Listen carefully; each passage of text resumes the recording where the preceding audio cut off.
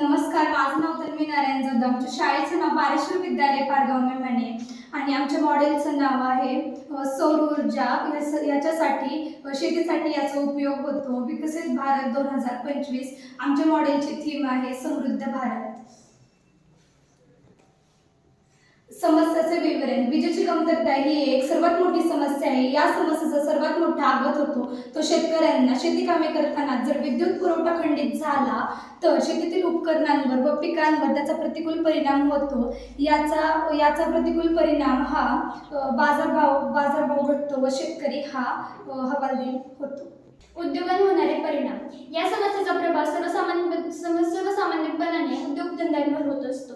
यामध्ये जर उद्योग जर वेळेमध्ये नाही घेऊन आला तर यामध्ये अनेक रोजगार हे ठप्प पडतात व अनेकांचे रोजगार दगावतात. या समस्येचे निराकरण आहे की शेतकऱ्यांचा वर्ग, उद्योगपत्यांचे धंदे व कामगारांचे वर्ग. या समस्येचा उपाय म्हणजे सौर ऊर्जा.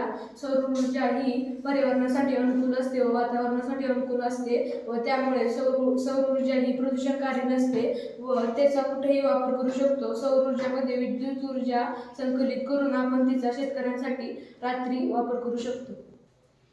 या समस्येचे कायम समाधान म्हणजे सौर ऊर्जेचा वापर करून जास्तीत जास्त प्रमाणात पीक उत्पादन मिळवणे व विद्युत निर्मितीवर मात करणे.